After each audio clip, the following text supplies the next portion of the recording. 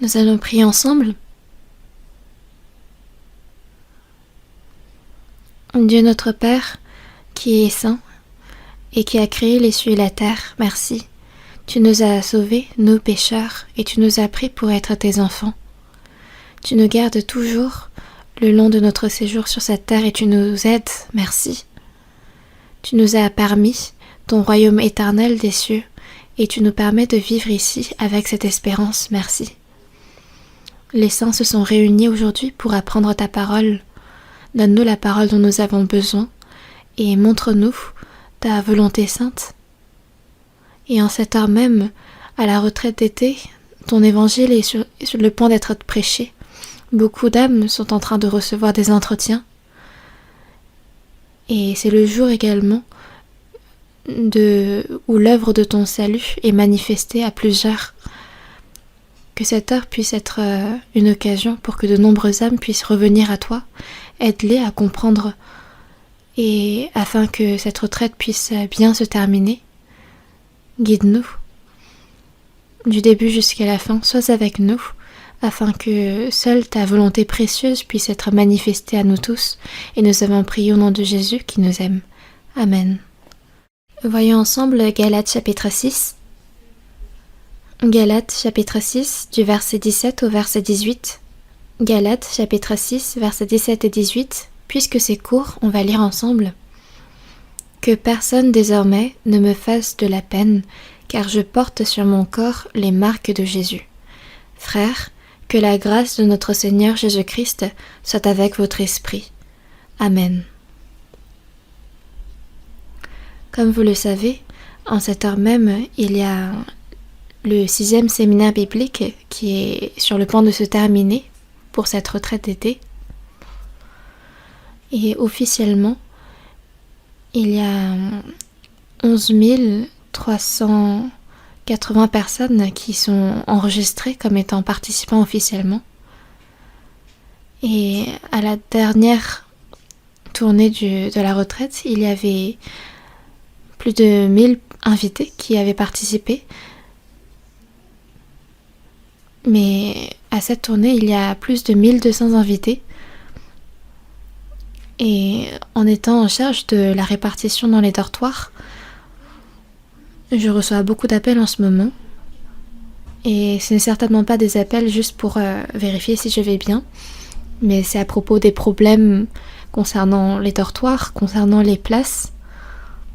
Et il y a tellement de personnes qui participent, et parce qu'il y a tellement de personnes, même dans les grandes salles, que j'ai vu à travers des photos que certaines places ont dû être libérées dans des grandes salles pour accueillir de nouveaux invités, de nouveaux participants. Et même dans les salles de l'école de l'église, toutes les salles commencent à être de plus en plus remplies. Et normalement c'est aujourd'hui où les personnes sont le plus nombreuses. Mais même hier, j'ai vu que toutes les salles étaient remplies. Et je sens que beaucoup de personnes font des grands efforts pour amener les invités, amener les âmes à écouter l'évangile aujourd'hui. Et à écouter la 7e tournée de la retraite d'été. Et je me dis que ça va être d'autant plus difficile, cette 7e séminaire biblique. Mais comme il y a tellement de personnes, ce sera difficile d'accueillir plus de personnes dans les dortoirs, donc j'espère que vous vous débrouillerez là-dessus. Mais comme il y a tant de difficultés, je sais aussi qu'il y a tant d'efforts que vous fournissez. Donc il y a énormément de personnes qui sont présentes à cette retraite d'été et je pense que le pasteur Johan a fini de prêcher l'évangile en cette heure même. Donc il y aura des entretiens finaux encore et ensuite le baptême. Donc merci de prier ardemment pour que tout se déroule bien jusqu'à la fin et pour que le 7e séminaire biblique de cette retraite puisse bien se dérouler de même. Aujourd'hui, la parole dont on va étudier va être sur les traces de Jésus. Et quand on regarde le verset 17, que personne désormais ne me fasse de la peine, car je porte sur mon corps les marques de Jésus. Et en ayant la retraite d'été dans notre cœur, nous avons beaucoup prêché sur comment faire pour amener beaucoup d'invités à la retraite, comment faire pour bien évangéliser. Et ça a été beaucoup de sermons sur ces thèmes, mais là, la retraite est sur le point de se terminer. Et donc, nous allons nous pencher sur comment nous devons vivre à présent, nous qui avons reçu le salut. Et c'est pourquoi, avec le thème Les traces de Jésus, nous allons voir comment, en tant que personnes sauvées, nous devons vivre sur cette terre. Qu'est-ce que les traces de Jésus ? Les traces, ça vient du mot hébreu, stigmate. Et il n'y a pas besoin de connaître l'anglais pour comprendre, mais stigmate, ça signifie le fer à marquer, le fer qui est chauffé pour sceller quelque chose. Et il y a dans notre pays un drama qui est sorti et qui s'appelle Chono. Et c'était...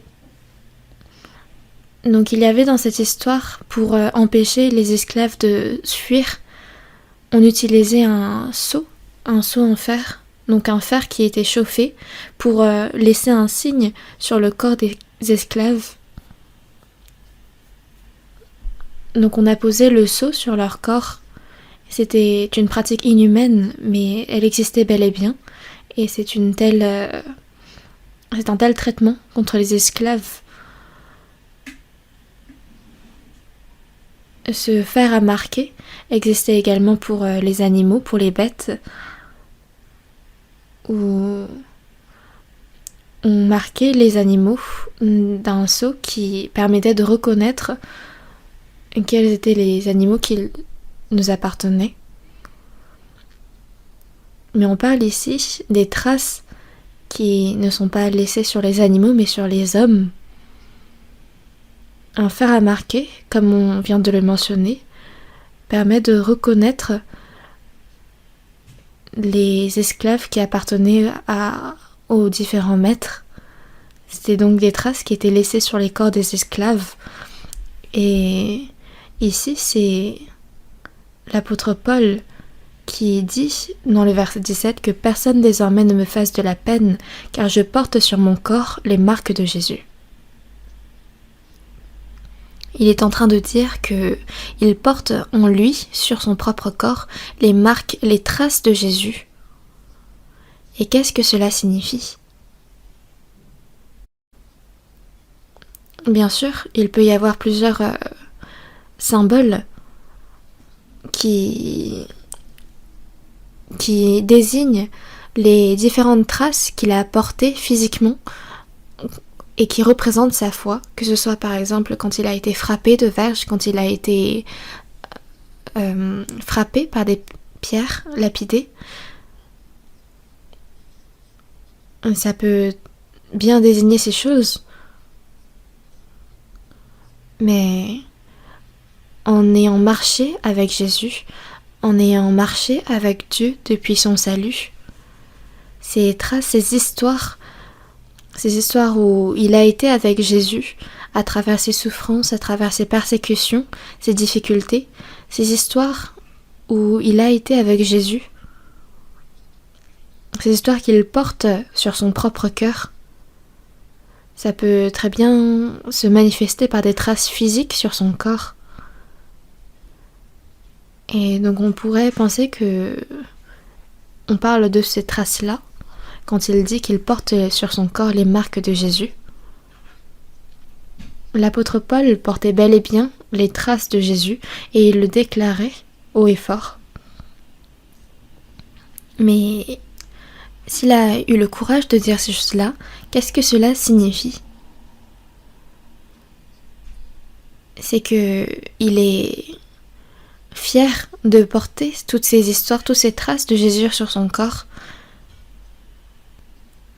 Et il y a dans la Bible un personnage que nous pouvons envier pour avoir été avec Jésus et pouvoir avoir porté les traces de Jésus. Et c'était quand Jésus a été crucifié sur la croix, quelqu'un qui était à côté de lui. C'était ce criminel, ce brigand qui a été crucifié aux côtés de Jésus et qui a réussi à entrer au royaume des cieux au dernier moment de sa vie. Il avait eu le jackpot. Et moi aussi, à un moment de ma vie, il y avait ce moment où j'ai envié ce brigand. Pourquoi ? Parce que toute ma vie, j'ai envie de vivre comme bon me semble.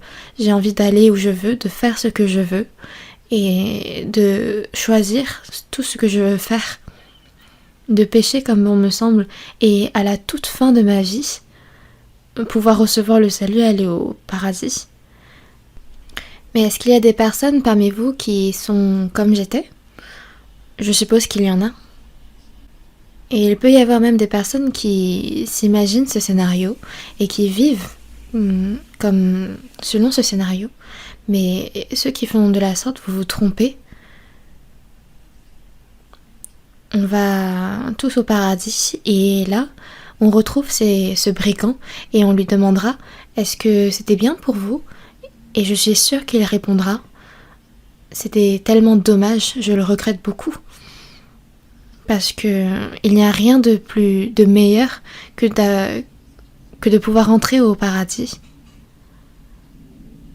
Mais je n'ai aucune histoire que je porte en moi où j'ai pu marcher avec Jésus, où j'ai pu marcher avec le Seigneur et le servir dans ma vie.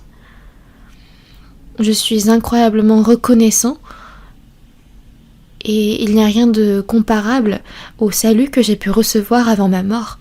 Mais comparé aux autres saints,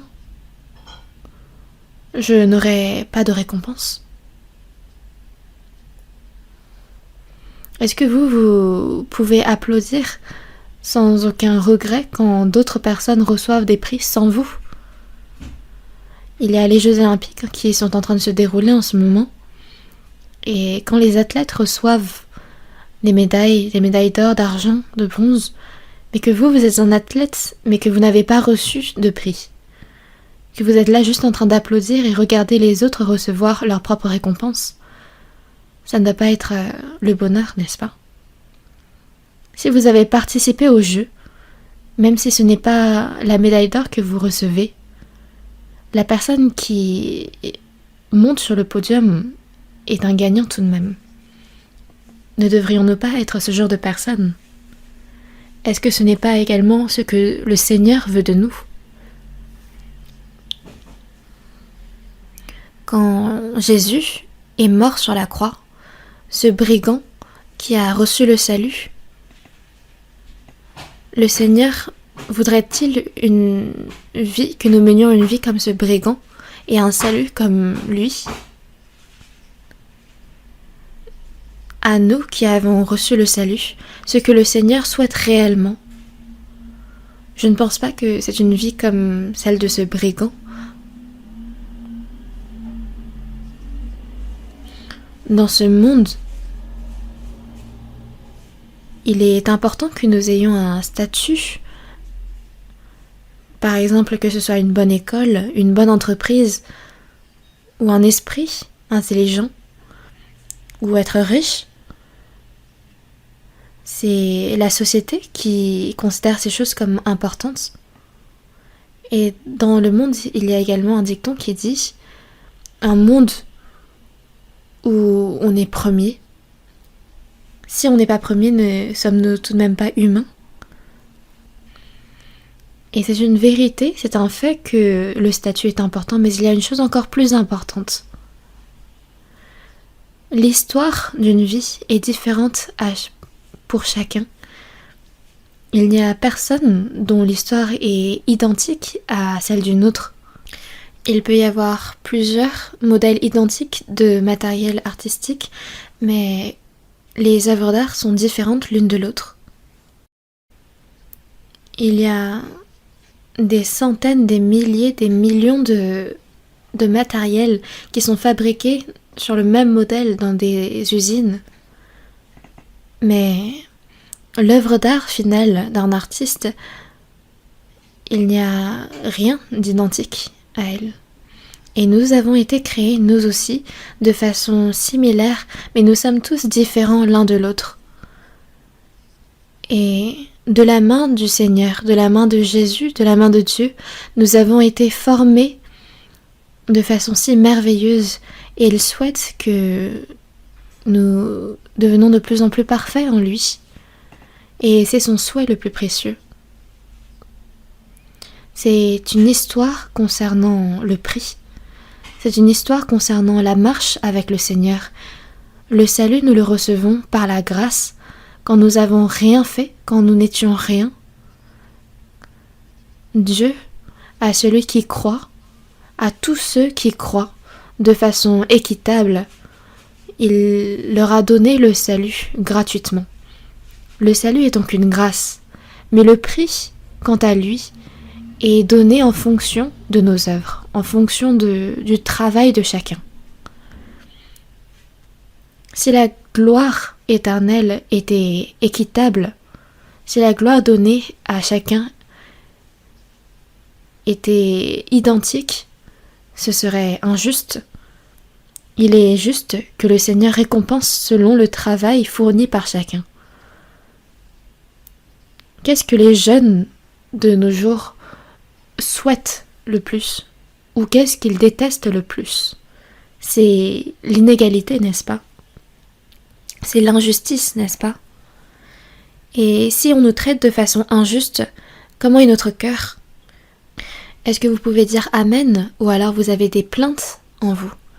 C'est des plaintes, parce que on souhaite tous la justice, on souhaite tous l'équité, et même dans la vie de foi, c'est l'équité que nous recherchons. En fonction de comment nous avons marché avec le Seigneur, le prix que nous allons recevoir est juste et équitable. L'apôtre Paul avait en lui ces choses. En d'autres termes, nous devons avoir en nous beaucoup d'histoires où nous marchons avec le Seigneur. Par exemple, à l'entreprise, dans notre lieu de travail, est-ce que c'est dur ou facile de vivre en tant que chrétien? Je vais vous poser une autre question. Est-ce que c'est plus facile de vivre brièvement, de façon brève, ou alors est-ce que c'est facile de vivre en tant que chrétien appliqué? C'est beaucoup plus facile de vivre brièvement, comme bon nous semble. Mais à l'entreprise, au lieu de travail, à l'école, de vivre brièvement, dans la famille, à la maison, devant ses enfants, devant son partenaire, c'est beaucoup plus facile de vivre brièvement parce que c'est plus facile pour notre chair de vivre dans le confort. Mais est-ce que c'est facile ou difficile de vivre exactement selon la parole? C'est vraiment difficile. Mais il y a une vraie valeur à cela. Ayant reçu le salut, j'ai déjà mené cette vie de foi dans l'entreprise, mais ce n'est vraiment pas facile de vivre en tant que chrétien. En tant que sauvé, ce n'est pas du tout facile de vivre en tant qu'une personne sauvée dans l'école. Ce n'est pas facile en tant que chrétien sauvé d'élever des enfants. Ou alors, en tant qu'enfant sauvé, ce n'est pas facile non plus de servir ses parents, d'obéir. Pourquoi ? Parce qu'on ne peut pas vivre selon nos sentiments. Les sœurs, honnêtement, même si vous êtes confortable avec vos propres parents, est-ce que vous êtes vraiment confortable avec vos beaux-parents ? Répondez honnêtement. C'est inconfortable, je le sais, pour avoir fait de telles réunions. Je ne peux qu'être beau-père vu que je n'ai qu'un fils. C'est pas encore le cas, mais il y a tellement de plaintes d'inconfort envers les beaux-parents. Mais tout cela, c'est la nature originale. C'est notre nature originale. Et c'est la même chose pour les frères. Est-ce que vous pensez que vous êtes encore mieux avec vos propres beaux-parents? Nous aussi, on est beaucoup inconfortables. Et ça, c'est quoi? C'est la nature originale. C'est la nature humaine. Et de mettre ça de côté pour vivre selon la parole, c'est vraiment difficile. Mais si on est attaché à la parole, et si on vit selon le Saint-Esprit, alors on va devoir lutter tous les jours dans notre entreprise, tous les jours pour laisser cette odeur de Christ, ce parfum de Christ à travers nous. Pourquoi? Parce que pour certains, c'est l'odeur de Christ qui va être manifestée à travers eux et ça va permettre à des âmes de venir à la parole. Même dans la famille, si je vis en tant que chrétien sauvé, alors la gloire va être redonnée à Dieu. Mais cette histoire de la vie, cette histoire de marcher avec le Seigneur est vraiment dure chaque jour. Mais en même temps, ce n'est pas si difficile que ça. Pourquoi? Parce que il y a aussi le bonheur. Récemment, toujours pendant les Jeux Olympiques, parce qu'il y avait la retraite d'été ici en Corée, je n'ai pas très bien suivi les actualités, donc je ne savais pas combien de médailles d'or la Corée du Sud avait décroché.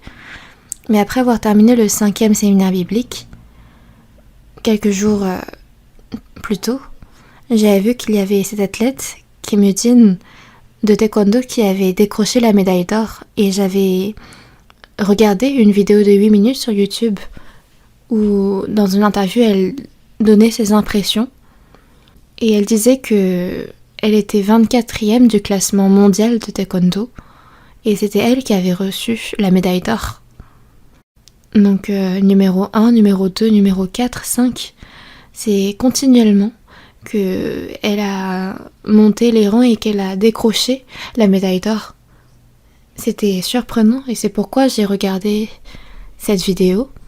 Et c'était la première fois que je m'intéressais à des athlètes et c'était un journaliste qui disait dans cette vidéo: c'était continuellement que vous avez été numéro 1, 2, 4 et 5.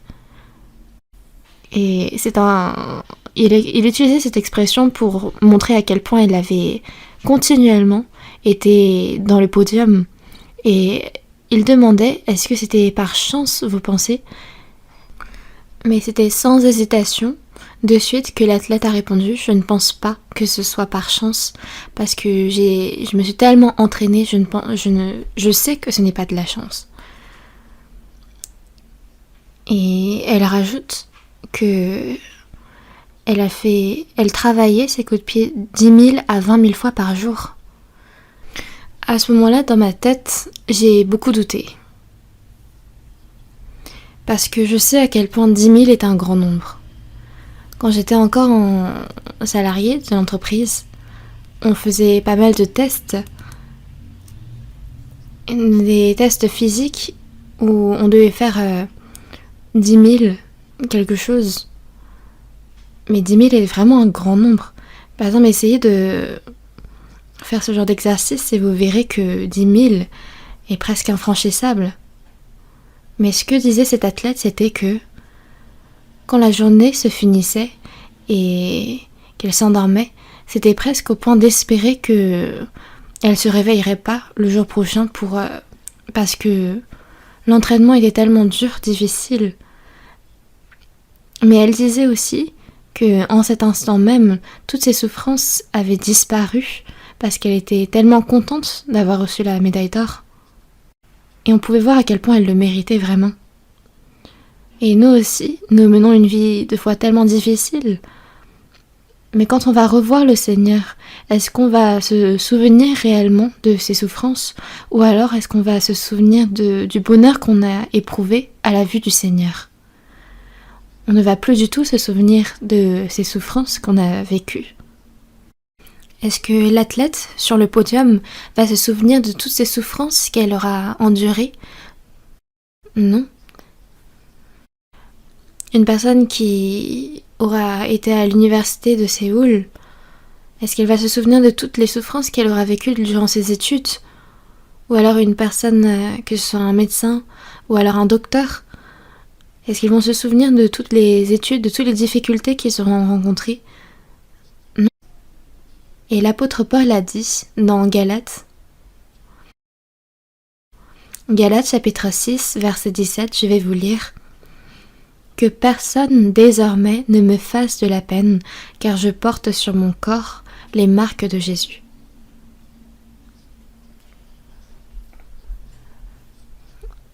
Qu'est-ce que cela signifie que l'apôtre Paul porte sur son corps les marques de Jésus?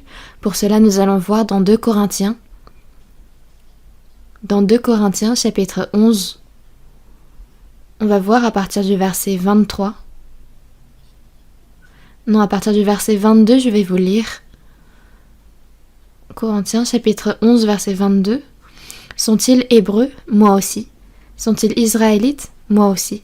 Sont-ils de la postérité d'Abraham? Moi aussi. Sont-ils ministres de Christ? Je parle en homme qui extravague. Je le suis plus encore. Par les travaux, bien plus. Par les coups, bien plus. Par les emprisonnements, bien plus. Souvent en danger de mort. 5 fois, j'ai reçu des Juifs 40 coups moins 1. 3 fois, j'ai été battu de verge. 1 fois, j'ai été lapidé. 3 fois, j'ai fait naufrage. J'ai passé 1 jour et 1 nuit dans l'abîme. Fréquemment en voyage. J'ai été en péril sur les fleuves, en péril de la part des brigands, en péril de la part de ceux de ma nation, en péril de la part des païens, en péril dans les villes, en péril dans les déserts, en péril sur la mer, en péril parmi les faux frères. J'ai été dans le travail et dans la peine, exposé à de nombreuses veilles, à la faim, à la soif, à des jeûnes multipliés, au froid et à la nudité.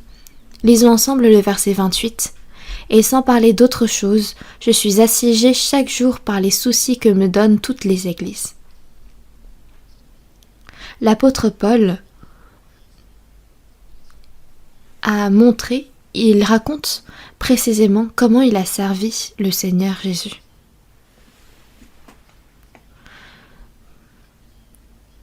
Pour être honnête, dans notre vie, c'est difficile pour nous de parler de nos difficultés dans notre vie, de comment on a enduré toutes les peines. Mais devant Dieu, est-ce qu'on est capable de faire ce genre de récit? Oui. Dieu, sais-tu combien est-ce que j'ai souffert? Dieu, sais-tu combien je suis en difficulté? Moi-même, je porte ces traces sur mon corps. Parce que l'écran est là, je ne sais pas si vous le voyez, mais depuis le début de cette retraite, donc depuis le premier séminaire biblique jusqu'au 5e, excepté 2 jours, j'ai été présent. Vous voyez aussi mes yeux. J'ai dû recevoir des traitements.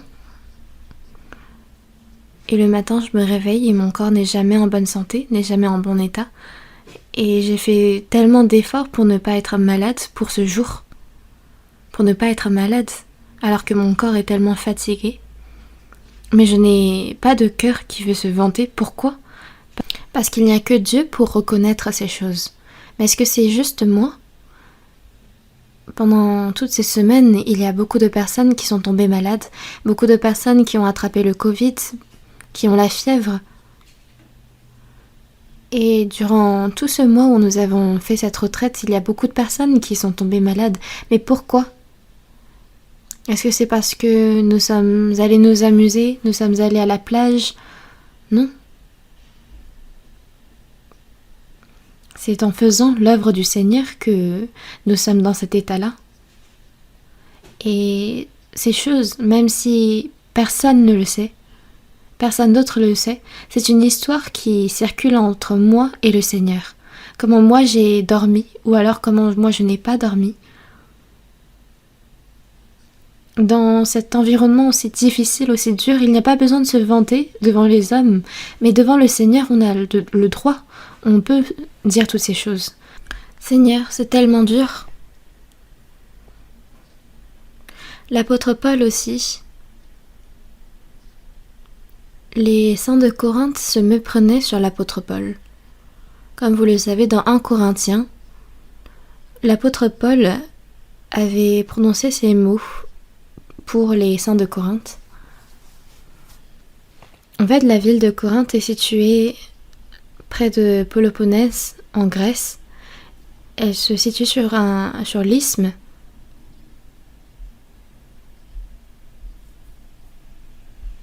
Et ça ressemble à ça. Donc elle se situe sur l'isthme et au milieu de la mer Ionienne et de la mer d'Égée. Donc c'est une ville très très riche.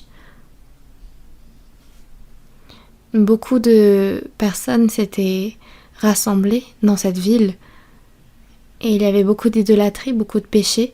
L'apôtre Paul l'avait visité et avait prêché l'évangile et beaucoup de personnes ont pu recevoir le salut. Donc il y a une église qui s'est formée là-bas. Cependant, les Corinthiens étaient riches, intelligents et les saints de Corinthe n'ont pas reconnu l'apôtre Paul.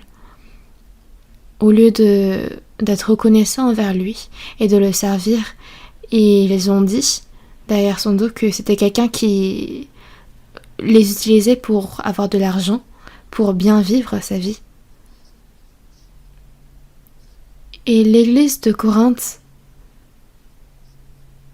on voit que elle fait naître des problèmes graves au sein de l'église, toutes sortes de problèmes que l'apôtre Paul a entendus, et il leur adresse cette lettre, et c'était le premier épître de Corinthiens.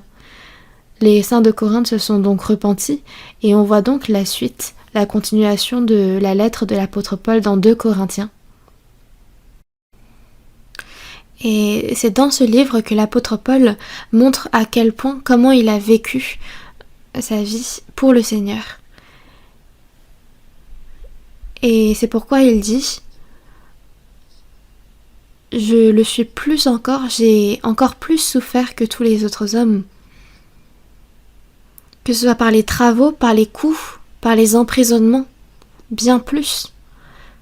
En danger de mort, battu de verge, lapidé, fait naufrage. En péril sur les fleuves de la part des brigands, de la part de ceux de ma nation. Donc c'est ça tous les jours. Et il dit, et sans parler d'autre chose, je suis assiégé chaque jour par les soucis que me donnent toutes les églises. Donc je prie chaque jour pour vous. Et c'est une confession faite dans le sang. Et même si les hommes peuvent ne pas comprendre toute la totalité de cette confession, le Seigneur, lui, sait. Nous avons beau verser notre sang, déverser tous nos efforts pour l'évangile. Est-ce qu'on est à la hauteur de l'apôtre Paul? On n'arriverait même pas à sa cheville. On ne peut même pas se comparer à lui. Mais, malgré tout, nous devons imiter l'apôtre Paul, nous devons marcher sur cette même voie. Mais l'apôtre Paul, quelle sorte de personne était-il avant? Son statut, du point de vue de ce monde, était vraiment élevé. C'était vraiment un homme remarquable dès sa naissance. Regardons ensemble dans Philippiens chapitre 3.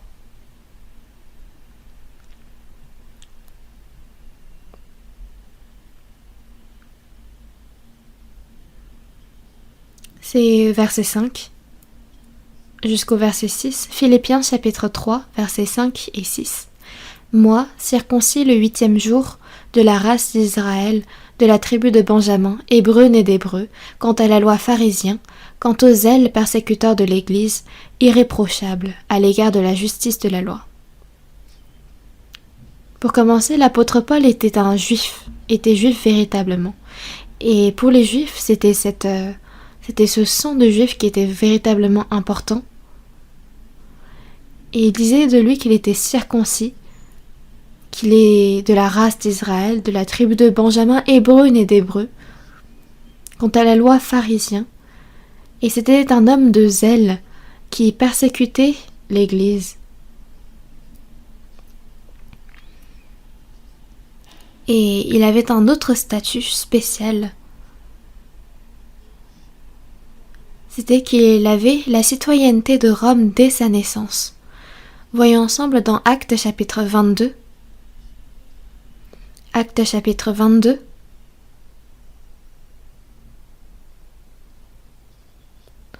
Actes chapitre 22, verset 3.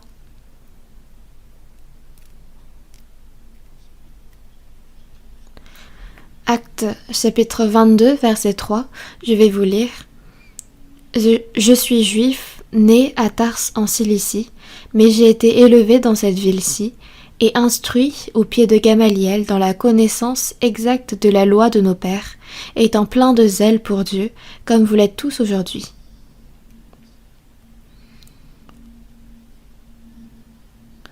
L'apôtre Paul disait qu'il était né en Cilicie, et voyons ensemble également le verset 25. Verset 25. Lorsqu'on l'eut exposé au fouet, Paul dit au centenier qui était présent: « Vous est-il permis de battre de verge un citoyen romain qui n'est pas même condamné ?»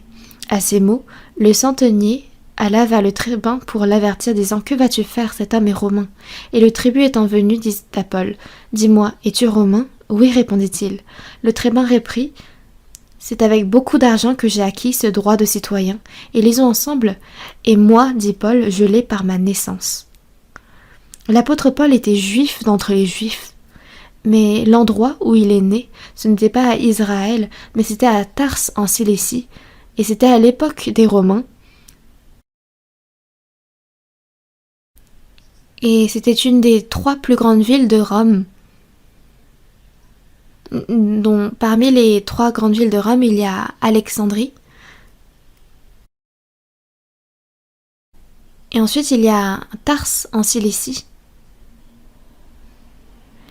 Et ensuite, une grande ville comme Philippe. Et la ville de Philippe est actuellement en Turquie. Mais c'était l'une des plus grandes villes à l'époque. Donc l'apôtre Paul, lui, était né dans une telle ville. Il est né à Tars en Cilicie. Il est né juif, mais il est né en ayant obtenu la citoyenneté de Rome. Et l'endroit où il a été élevé, c'est à Tars en Cilicie. C'est là où l'éducation juive était la plus excellente. Et si on parle avec les mots de nos jours, peut-être qu'avec une telle comparaison, vous comprendrez mieux. Donc c'est comme s'il était coréen, mais il est né aux États-Unis et il a travaillé, il a étudié à l'université de Harvard. Après on peut se demander mais qu'est-ce qui est incroyable en ayant une citoyenneté américaine? Mais à cette époque, en tout cas, l'apôtre Paul était un homme qui avait pratiquement tout. Il était né juif, avec une citoyenneté romaine, et il était au-devant de l'Église, au-devant de la loi. Donc, il est né vraiment avec une cuillère en or. Alors que nous sommes des cuillères de terre. Mais j'imagine que parmi nous, il y a également des personnes qui sont nées riches, qui sont nées avec des parents riches. Mais malgré tout cela, l'apôtre Paul avait une chose, c'était que devant Dieu, il avait ce cœur pur, ce cœur droit. Qu'est-ce que l'apôtre Paul a dit finalement? C'est dans Actes chapitre 23, verset 1. Nous avons le livre des Actes devant nos yeux, donc lisons ensemble. Paul, les regards fixés sur le Sanhédrin, dit: « Homme, frère, c'est en toute bonne conscience que je me suis conduit jusqu'à ce jour devant Dieu. » La raison pour laquelle l'apôtre Paul a dit cela, c'est que il était déjà sauvé à cette époque, et en menant sa vie de foi, il prêchait l'évangile, et il était persécuté par les différentes villes. Et il disait: « Homme, frère, c'est en toute bonne conscience que je me suis conduit jusqu'à ce jour devant Dieu. » En toute chose, selon sa bonne conscience, il a servi Dieu. Et cette parole est la vérité. L'apôtre Paul, qui à l'origine persécutait les églises, qui avait approuvé le martyre d'Étienne, mais Il pensait qu'il s'était conduit en bonne conscience même dans ces choses-là devant Dieu. Sa bonne conscience n'a jamais changé une seule fois de sa vie. Et Dieu, lui, du haut des cieux, il cherche qui? Il cherche ceux qui veulent, qui souhaitent le servir de tout leur cœur. Et il cherche même maintenant. Mais il n'y avait que l'apôtre Paul qui a répondu à ces critères. Paul, pour prêcher l'évangile aux païens, Dieu l'avait choisi, il l'a trouvé pour prêcher l'évangile aux païens. Nous allons le voir plus tard pourquoi il était le meilleur dans cette tâche, mais revenons à comment il a persécuté les églises avant son salut, comment il a empêché les églises de prêcher l'évangile. Mais est-ce qu'au centre, il avait ce cœur qui aimait Dieu? Il l'avait dès le départ. Son cœur était droit, mais c'est parce qu'il ne connaissait pas. C'est parce que la direction était mauvaise, alors que son cœur, sa conscience était bonne. Mais parce qu'il ne connaissait pas, il ne savait pas que Jésus était le Messie. Et c'est pourquoi sa direction était totalement opposée à l'œuvre du Seigneur. Et c'est pourquoi le Seigneur lui-même a intervenu au sein de la lumière. Il disait: il te serait dur de regimber contre les aiguillons. Si tu t'opposes à moi, c'est juste tes pieds qui vont être blessés. Tu es en train de persécuter mon Église. L'apôtre Paul, en voyant cette lumière, est devenu aveugle pour un temps. Ses serviteurs l'ont guidé jusqu'à la maison d'Ananias. Je suis déjà allée visiter l'église qui est en Syrie, à Damascus. Et il y a un grand marché. Et c'est dans ce marché qu'il y a cette église. Et c'est là où les hommes avaient guidé l'apôtre Paul à Ananias.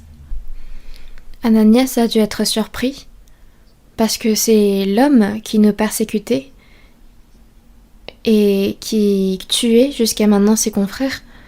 Comment peut-on en être sûr que cet homme est bel et bien le bon? Et le Saint-Esprit lui-même a dû confirmer: oui, c'est lui. Et ça a dû être le moment où Ananias a expliqué qui était le vrai Messie et que Jésus est celui que l'apôtre Paul persécutait jusqu'à maintenant. Il est dit dans la Bible qu'au même instant, il tomba de ses yeux comme des écailles et il recouvra la vue. L'apôtre Paul a compris à ce moment-là que Jésus, qu'il persécutait jusqu'à maintenant, est le Messie, celui qui est voué à sauver leur peuple. Il se leva et fut baptisé, et aussitôt il prêcha dans les synagogues que Jésus est le Fils de Dieu.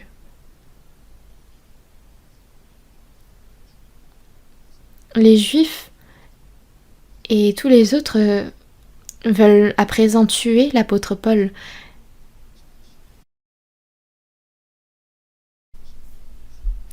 Et c'est vrai qu'en ce moment, il sera difficile de visiter Syrie, Damascus, mais je vous assure que l'église, le temple que les saints utilisaient à cette époque existe encore de nos jours.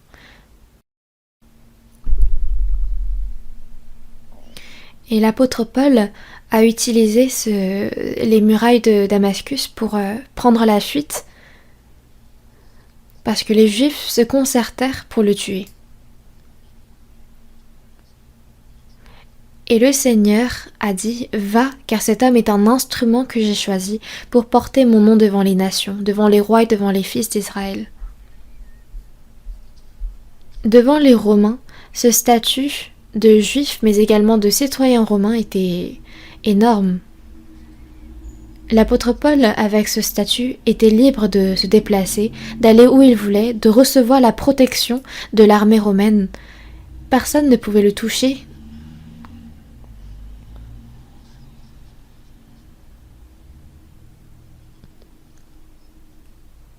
Et pensez à quand Jésus portait sa croix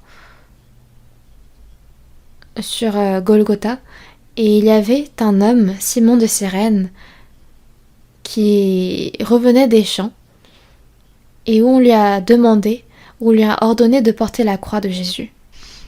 Et ce Simon de Cyrène a obéi. Pourquoi ? C'est parce que si les citoyens de Rome, si les citoyens romains ordonnaient quelque chose à des non-citoyens romains, alors ces derniers étaient obligés d'obéir. Donc à Simon de Cyrène, à qui on a ordonné de porter la croix de Jésus, devait obéir. Donc quand l'apôtre Paul, étant persécuté, a déclaré sa citoyenneté romaine devant le centenier, devant le tribun, ces derniers avaient eu peur et l'ont protégé. Pourquoi ? Parce que c'était un citoyen romain. Être citoyen romain, ça représentait beaucoup de puissance, et l'apôtre Paul était capable de parler en plusieurs langues et donc de communiquer librement. Par exemple, c'est comme si on était capable de parler coréen et anglais. J'avais appris l'anglais à l'école, mais c'est dur. On oublie facilement. Donc, par exemple, que ce soit de passer les commandes, de téléphoner pour de brèves missions, on peut parler avec de l'anglais simple. Par exemple, hello, how are you? Nice to meet you. I'm fine, thank you, and you. Et donc ces choses-là, c'est automatique, mais après, c'est un blanc, et la conversation se termine. Mais l'apôtre Paul, ce qui est important, c'est qu'il n'avait pas ce genre de problème, et à quel point c'est une grande bénédiction. En se déplaçant, il y avait beaucoup de villes romaines, beaucoup de peuples romains, et il était capable de communiquer, de prêcher la parole de façon libre. Et c'était vraiment un juif spécial, même parmi les juifs. Il avait énormément étudié également. Il avait une grande éducation. Et c'est à travers cet homme que Dieu l'a choisi pour être son instrument. Et parce que l'apôtre Paul avait ce cœur qui cherchait Dieu, ce cœur qui aimait Dieu et qui le servait, on va voir dans Actes chapitre 20, verset 24. Lisons ensemble. « Mais je ne fais pour moi-même aucun cas de ma vie, comme si elle m'était précieuse, pourvu que j'accomplisse ma course avec joie et le ministère que j'ai reçu du Seigneur Jésus, d'annoncer la bonne nouvelle de la grâce de Dieu. » Ma course avec joie, le ministère que j'ai reçu du Seigneur Jésus, d'annoncer la bonne nouvelle de la grâce de Dieu. Il l'a accompli. Et c'est quoi le ministère qu'il a reçu du Seigneur Jésus ? C'est d'annoncer la bonne nouvelle de la grâce de Dieu.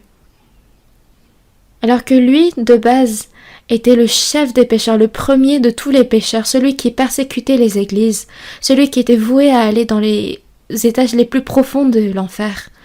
Il est devenu l'ouvrier, le ministre de l'évangile. Et lui, qui se disait être le premier des pécheurs, il a dit avoir reçu le ministère du Seigneur Jésus, celui d'annoncer la bonne nouvelle de la grâce de Dieu. Et c'est pour ce ministère qu'il est allé dans toutes les nations. Et c'est avec quel cœur ? Je ne fais pour moi-même aucun cas de ma vie comme si elle m'était précieuse. C'est qu'il n'a nullement épargné son corps de peur de la mort. Il n'a pas eu peur de la mort, mais il a vécu au maximum. Il a vraiment donné toute sa vie pour l'évangile. Comme on venait de le voir, 3 fois il a été battu de verge, 1 fois lapidé, en péril de la part des brigands, en péril de la part de ceux de sa nation, exposé à de nombreuses veilles, à la faim, à la soif. Parfois il a dû bien manger, n'est-ce pas ? Il a dû passer des moments heureux avec les autres saints, mais plus encore, il a été exposé à la faim, à la soif, à des jeûnes multipliés. Et pourquoi ? C'est parce que il a fait de la prédication de l'évangile son plus grand ministère, sa plus grande mission de sa vie. Et quand il rédigeait l'épître pour l'église de Corinthe, c'était ça ce dont il se souvenait le plus. De tous ces moments qu'il a passés en marchant avec le Seigneur, de ces moments heureux où il a passé ces moments avec les autres saints. Même vous, pour la retraite d'été, quand vous avez passé ces moments à communier avec les autres saints, n'étiez-vous pas heureux à ces moments-là ? On était vraiment heureux. J'ai aussi beaucoup pris de poids. Des jours, je prenais des ailes de poulet, des jours, je prenais des jjajangmyeon. Mais en quelques jours, tout ce poids a été perdu. Parce qu'il n'y a rien de plus heureux que ces moments-là. Qui peut donc prétendre à un bonheur plus grand que celui que nous avons quand nous communions avec les frères et sœurs, quand nous pleurons, quand nous rions ensemble? Il n'y a pas d'autre instant aussi heureux que celui-ci, à cette retraite d'été où l'évangile est prêché. Dans Philippiens, chapitre 3,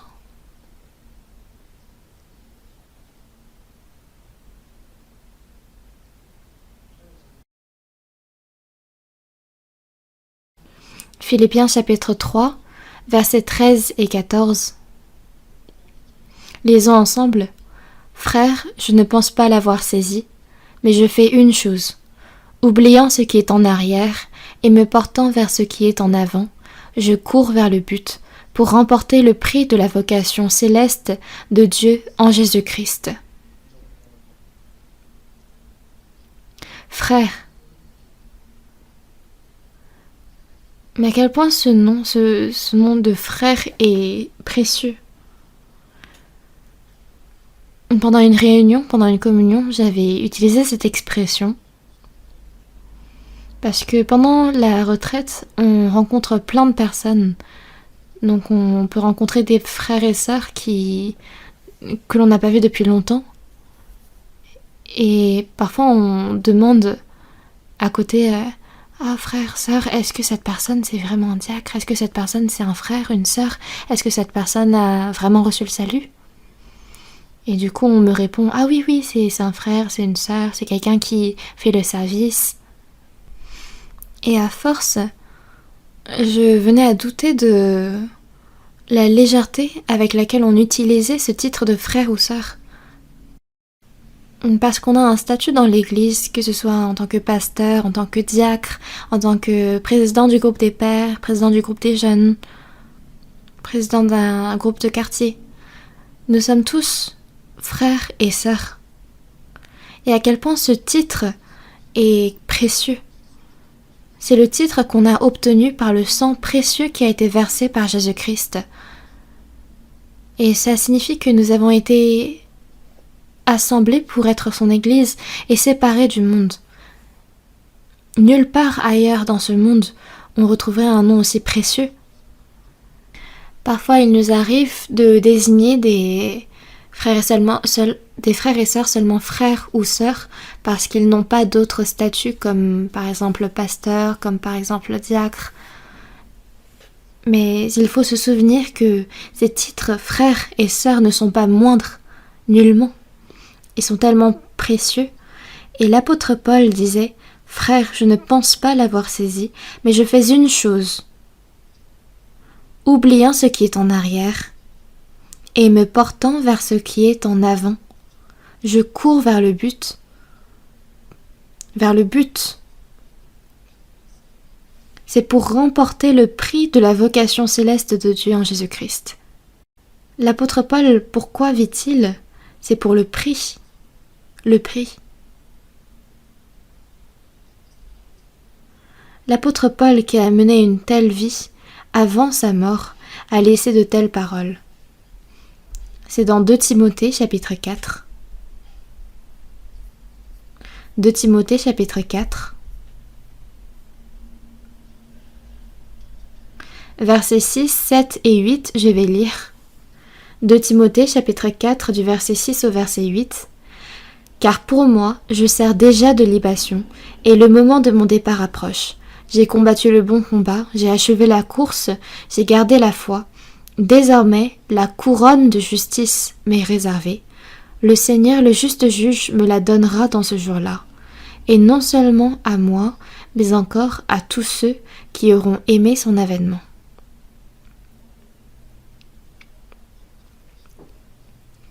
Car pour moi, je sers déjà de libation. Qu'est-ce que cela signifie ? Le livre que l'apôtre Paul a écrit à la toute fin de sa vie, en dernier, c'était Timothée. C'était l'épître à Timothée. J'étais partie à Rome pour visiter la ville. J'ai bien évidemment vu le Colisée.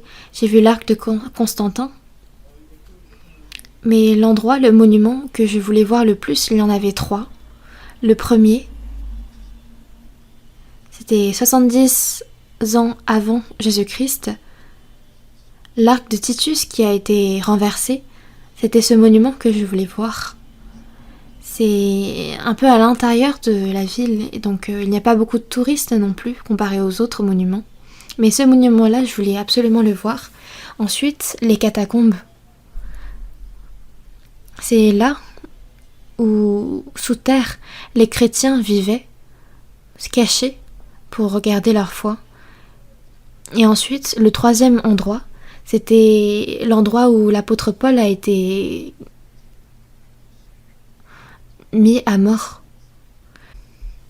Parce que l'apôtre Paul était citoyen romain, c'est pourquoi il a été guillotiné. Parce que Jésus n'était pas de citoyenneté romaine. Parce que l'apôtre Pierre également n'était pas de citoyenneté romaine. Il n'y a eu seulement que l'apôtre Paul. Pierre est mort à l'envers sur la croix. L'apôtre Paul, lui, a été mis à mort, guillotiné. Et qu'est-ce qui est jailli de sa tête quand on le guillotine ? C'est le sang. Et c'est ce sang qu'il a offert devant Dieu. Car pour moi, je sers déjà de libation. La libation ici, c'est le liquide que l'on verse. C'est le sang qui va jaillir de son corps quand il sera mis à mort. Il est en train de dire que le temps approche où sa chair va mourir. Et il caractérise le sang qu'il va verser de libation. Et il dit là, « J'ai combattu le bon combat, j'ai achevé la course, et j'ai gardé la foi. »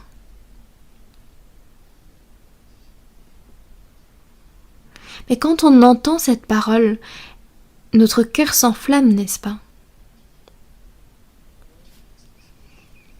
J'ai combattu le bon combat toute ma vie. Et j'ai achevé la course. Maintenant, le but est sous mes yeux. Et ensuite, qu'est-ce qu'il en a fait de sa foi ? Il l'a gardée. Toutes les personnes qui écoutent la parole ici, j'aimerais que vous puissiez être capables de faire ce témoignage. Parce qu'il y avait la chair, parce qu'il y a eu des compromis avec le monde, parce qu'il y a eu des compromis vis-à-vis de l'argent. J'aimerais qu'on n'ait pas ce genre de honte devant le Seigneur.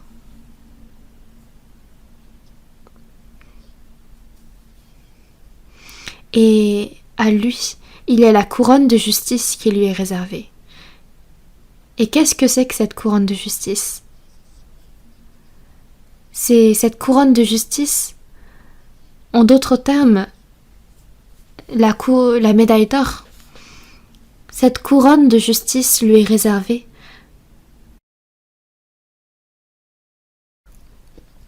C'est quand mon esprit va sortir de ma chair quand le sang va jaillir de mon corps, quand je vais mourir, le Seigneur va me tendre cette couronne de justice.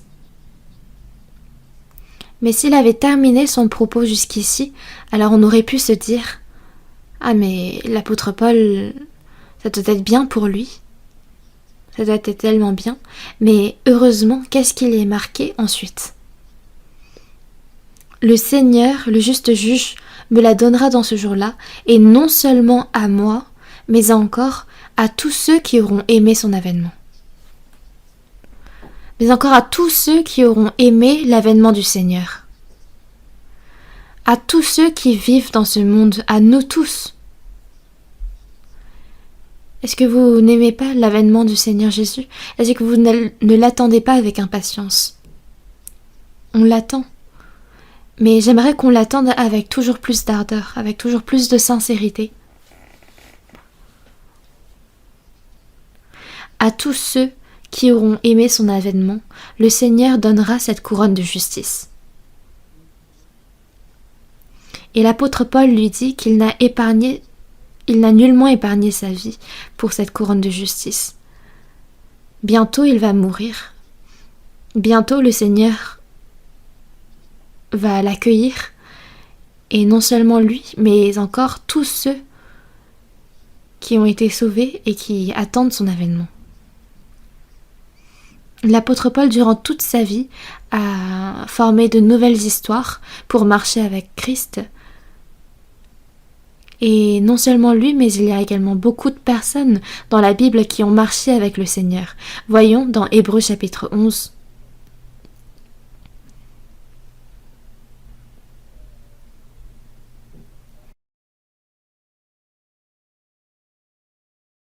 Hébreux chapitre 11, verset 4, non, verset 5. Versets 5 et 6, lisons ensemble. C'est par la foi qu'Enoch fut enlevé pour qu'il ne vît point la mort, et qu'il ne parut plus parce que Dieu l'avait enlevé. Car, avant son enlèvement, il avait reçu le témoignage qu'il était agréable à Dieu. Or sans la foi, il est impossible de lui être agréable, car il faut que celui qui s'approche de Dieu croit que Dieu existe et qu'il est le rémunérateur de ceux qui le cherchent. L'histoire d'Enoch est écrite dans Genèse chapitre 5, et on voit que par la foi, Enoch a reçu le témoignage qu'il était agréable à Dieu. Et dans la Bible, il est dit d'Enoch que son fils est Méthusélah. Méthusélah est né quand il avait 65 ans. Et je pense qu'avant sa naissance, Enoch a vécu juste tout simplement. Mais c'est après la naissance de son fils qu'il a marché 300 ans avec Dieu. Mais qu'est-ce que cela signifie qu'après la naissance de Méthusélah, il a marché 300 ans avec Dieu ? Après, ce serait bien de se pencher davantage sur cette question, mais juste pour faire bref, il y a eu un grand changement dans la foi d'Enoch quand Méthusélah est né. Parce que le nom de Méthusélah signifie que quand il meurt, il y aura le jugement. Méthusélah a été l'homme qui a vécu le plus longtemps. Il est mort à 969 ans et c'était quand Noé avait 600 ans. Quand on regarde la Bible,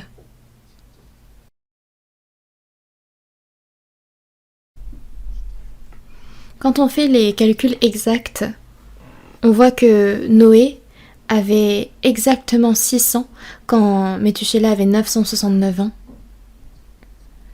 Et on voit à quel point Dieu a été patient et qu'il a donné à Noé l'occasion d'évangéliser. Et Enoch, lui, savait que quand son fils Méthusélah allait mourir, il y aura le jugement de Dieu. Il y croyait. Et quelle est la preuve ? C'est dans Jude. Jude, chapitre 1.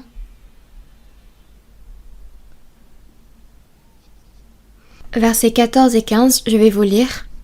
C'est aussi pour eux qu'Enoch, le 7e depuis Adam, a prophétisé en ces termes.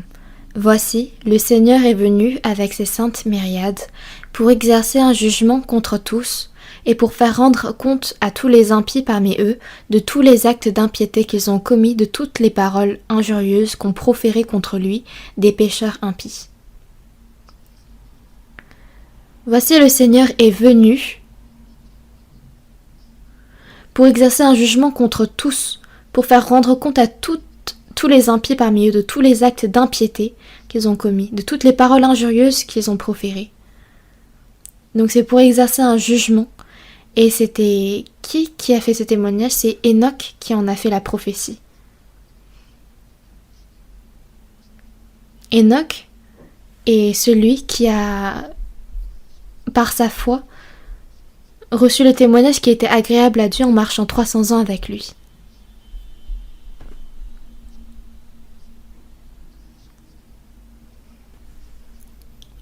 Mais qu'est-ce qui l'a rendu agréable à Dieu? C'est le jugement. C'est parce qu'il y aura un jugement. Le monde a bel et bien été jugé au temps de Noé, le monde entier par les eaux. Et est-ce que cette époque ne ressemble-t-elle pas trop à notre époque actuelle? Et quel est le jugement qui a été prophétisé pour nous, pour notre époque? C'est le jugement par le feu. Dans la Bible, il est dit que nous voyons ces choses arriver et nous y pensons. Mais après on peut se dire, cette parole on l'a écoutée il y a 10 ans, il y a 20 ans, il y a 30 ans et toujours pas de signe. Personnellement, quand j'ai eu un fils, je me suis demandé si je devais vraiment l'envoyer à l'école. Et quelques années même avant, je me suis demandé si je devais vraiment me marier. Et après m'être mariée, je me suis dit, est-ce que on va vraiment avoir des enfants? Et quand on a vraiment eu un enfant, on s'est dit, est-ce qu'il va vraiment pouvoir aller en maternelle?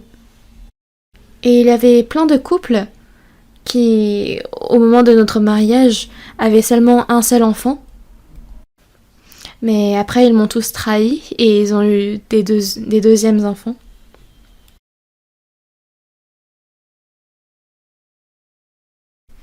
Mais la raison pour laquelle Enoch a vécu une telle vie avec Dieu, il n'y en a qu'une seule, c'est parce qu'il se préparait au jugement de Dieu.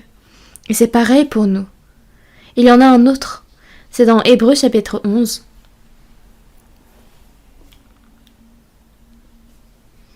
C'est un homme que nous connaissons très bien. Versets 24 à 26, je vais vous lire. Hébreux chapitre 11, versets 24 à 26. C'est par la foi que Moïse, devenu grand, refusa d'être appelé fils de la fille de Pharaon, aimant mieux être maltraité avec le peuple de Dieu que d'avoir pour un temps la jouissance du péché. Lisons ensemble le verset 26. Regardons l'opprobre de Christ comme une richesse plus grande que les trésors de l'Égypte, car il avait les yeux fixés sur la rémunération. Pour être honnête, est-ce qu'il y a un homme qui est plus chanceux que Moïse? Alors qu'il est né avec une cuillère de terre, même pas, c'était vraiment dans le sable qu'il est né, dans la boue, mais avec ce statut, il a été accueilli dans les bras de la fille de Pharaon.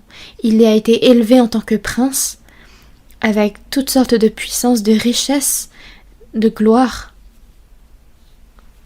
Et si ce genre de chance vous étiez offert, comment vivriez-vous? Je pense que moi, j'aurais vécu tout simplement, parce que ce n'est pas rien. Sans même avoir à travailler, je peux vivre confortablement. Sans même que j'ai à bouger le petit doigt, il y a des centaines de personnes sous mes pieds. Donc j'ai la puissance. Tout ce que j'ai envie de faire, tout ce que je veux, je peux pratiquement tout faire. Donc on aura envie de vivre aussi confortablement qu'on peut. Si parmi nous, il y a des personnes dont les parents ont tellement bien travaillé qu'ils peuvent vous offrir une enfance, une vie confortable, Ça doit être difficile pour vous de laisser ces choses, n'est-ce pas? Ça doit être tellement difficile. Mais est-ce que pour vous, est-ce que c'est une chance? Si Moïse n'avait pas renoncé à cette chance, il n'aurait certainement pas été écrit dans la Bible. Mais lui, Moïse, savait qu'il était hébreu, que sa mère, Jochébed. En fait, il y a un cantique qui me serre le cœur quand je l'écoute, c'est la chanson de Jochébed. Les jeunes doivent le savoir vu qu'il est assez récent. Mais on y voit dans cette vidéo une scène où Jochébed place son bébé Moïse dans cette caisse de jonc et qu'elle l'envoie dans le fleuve.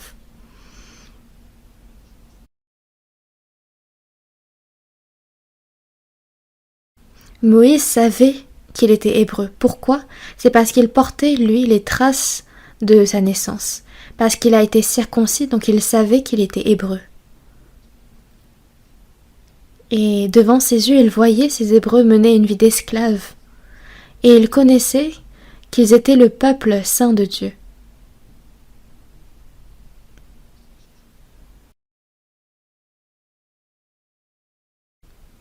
Moïse ne souhaitait pas du tout sortir et vivre pour un temps la jouissance du péché. Mais il a aimé mieux être maltraité avec le peuple de Dieu, en regardant l'opprobre de Christ comme une richesse plus grande que les trésors de l'Égypte. Et c'était vraiment la meilleure décision qu'il ait pu prendre. Pourquoi? C'est parce qu'il est devenu Moïse qui a guidé le peuple d'Israël hors de l'Égypte, Moïse qui est entré dans le royaume des cieux, dans la gloire éternelle. Nous sommes nés en Corée du Sud, nous vivons sur une bonne terre, mais toutes ces choses ne nous ont pas été données pour rien. Voyons ensemble dans Genèse chapitre 24.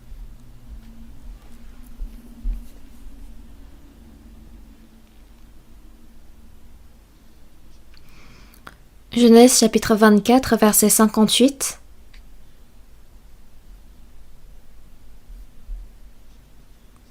Je vais lire jusqu'au verset 60. Ils appelèrent donc Rebecca et lui dirent « Veux-tu aller avec cet homme ?» Elle répondit « J'irai. » Et ils laissèrent partir Rebecca, leur sœur et sa nourrice avec le serviteur d'Abraham et ses gens. Ils bénirent Rebecca et lui dirent « Ô notre sœur, puisses-tu devenir des milliers de myriades et que ta postérité possède la porte de ses ennemis. » Pourquoi est-ce que c'est Rebecca?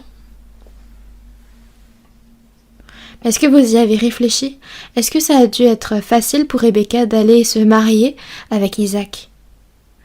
Charnellement, ça a dû être une décision tellement difficile parce qu'elle ne le connaissait pas, elle ne savait pas où elle allait. Mais parce qu'elle connaissait Dieu, elle a cru en Dieu et c'est pourquoi elle est partie.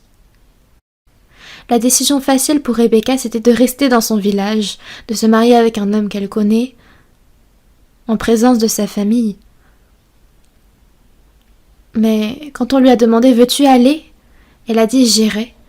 Et elle a tout laissé derrière et elle est partie. Et à notre époque actuelle, on n'aime pas trop se marier, n'est-ce pas? Pourquoi? Parce que c'est dur. On n'aime pas avoir des enfants. Pourquoi? Parce que c'est dur. Mais vous savez, si vous n'enfantez pas, vous ne pouvez pas devenir père, vous ne pouvez pas devenir mère. Et si on ne devient pas mère, je suis désolée, mais on ne comprendra jamais l'amour de Dieu. C'est vraiment dur d'avoir des enfants, d'élever des enfants, de servir son mari, de servir sa famille. Ce n'est pas du tout facile.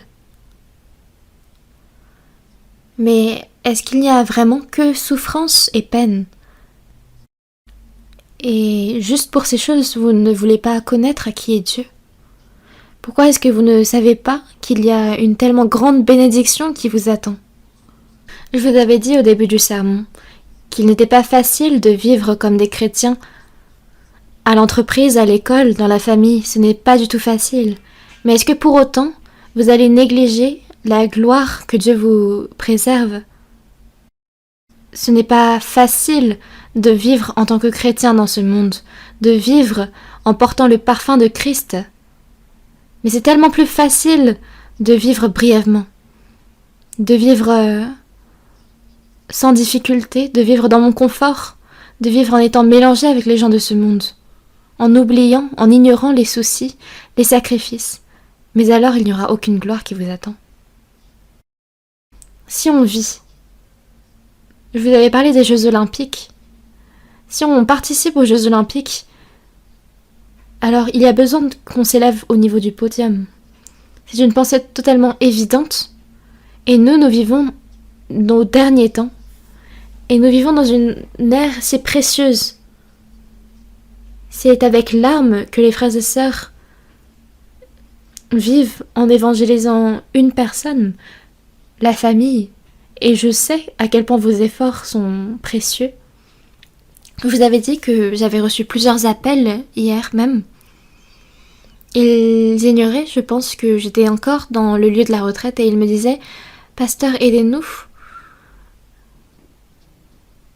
Et c'est vraiment des problèmes sérieux, des problèmes graves. Et je sais que c'est un peu délicat de dire toutes ces choses, de partager ces difficultés à vous qui faites déjà des efforts. Mais si parmi vous il y a des personnes qui sont juste satisfaits de participer aux Jeux Olympiques sans s'élever au podium, c'est à vous que je m'adresse. Et l'époque où nous vivons, c'est l'époque des Laodicées. C'est parce qu'on est riche, parce qu'on a besoin de rien. Ils ne savent pas qu'ils sont malheureux, misérables, pauvres, aveugles et nus. Et je dis cela dans le cas où des personnes qui pensent ainsi se trouvent parmi nous. Et notre compte, vous avez tous un compte bancaire, n'est-ce pas? Il y a des personnes qui ont un compte plein, d'autres vides. Mais nous, notre compte à nous est dans les cieux. Notre compte céleste. Il faut beaucoup épargner là-dessus.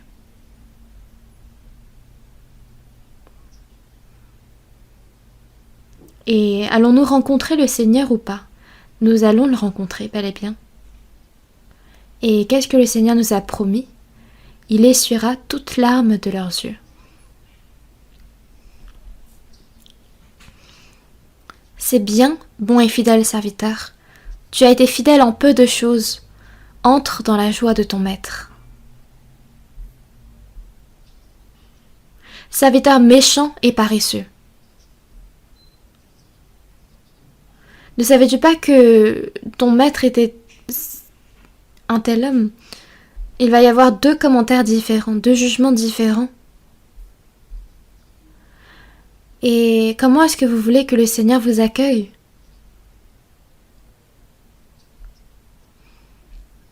Moi, je voudrais être ce bon et fidèle serviteur.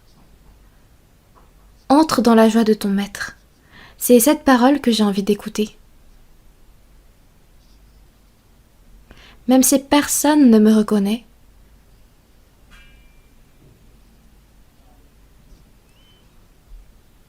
il est dit que, dans tous les cas dans la Bible, il est dit que il est mieux que nos bonnes œuvres ne se fassent pas connaître des hommes, car tout cela va être amassé dans les cieux.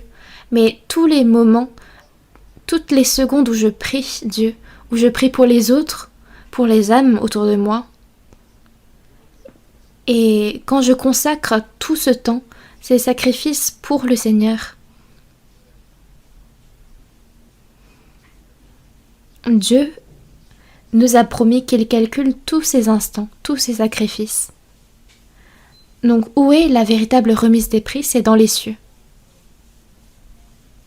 De recevoir une médaille d'or sur cette terre, c'est temporaire. Mais pour recevoir cette médaille d'or temporaire, il y a tellement de personnes qui versent des larmes, des sueurs et du sang pour ça. Mais nous, notre remise des prix est dans les cieux. Pour terminer, notre pays avait auparavant, avait imposé plein d'entraînements obligatoires pour les athlètes. Et quand je voyais les journaux, tout le monde prédisait que les athlètes montreraient des résultats inférieurs que dans le passé. Mais étonnamment, on voit qu'il y a des résultats beaucoup plus surprenants. Et on peut voir que la génération jeune de nos jours fixe des objectifs pour eux-mêmes sans avoir à ce qu'on leur impose des choses. Mais ils s'entraînent en connaissant bien leur corps et en essayant de remplir leurs propres objectifs. Et c'est pourquoi, même si on a l'impression que la génération jeune est moins intelligente qu'avant, ce n'est pas du tout le cas. Et c'est pareil devant Dieu. Même maintenant, Dieu cherche ces générations ces personnes qui cherchent à le servir. Et j'aimerais qu'ils soient grands ou petits, on ait tous ce genre de cœur. Que le reste de notre vie, on la consacre pour le Seigneur. Et ceux qui cherchent à créer de nouvelles histoires où ils marchent avec le Seigneur. Afin que, quand Dieu va chercher dans le cœur de chacun, il y trouve de bons cœurs. Il reste tellement de choses à faire dans ce monde. Et c'est pourquoi nous devons être des bons et fidèles serviteurs quand le Seigneur va revenir nous trouver. Prions ensemble. Dieu notre Père qui est saint, merci. En cette heure, tu es avec nous et tu nous as donné ta parole précieuse, merci. Nous sommes tellement imparfaits, nous manquons de plein de choses et nous sommes beaucoup dans la difficulté charnelle. Mais aide-nous afin que quand nous nous tiendrons devant toi, nous ne soyons pas honteux. Guide-nous davantage et aide-nous. Nous qui vivons dans ce dernier temps, pour que nous soyons agréables à tes yeux, pour que nous te rendions gloire, pour que nous nous réjouissions entre nous, et pour que nous puissions recevoir tes compliments à la fin. Et cette retraite d'été est en train de continuer. Après le déjeuner, il y aura les entretiens, le baptême et le sermon du soir. Sois avec nous et aide afin que les âmes puissent être guidées à ta parole et pour que ce 7e séminaire biblique qui nous attend puisse accueillir d'encore plus d'invités et pour que tu sois avec nous. Et nous avons prié au nom du Seigneur Jésus-Christ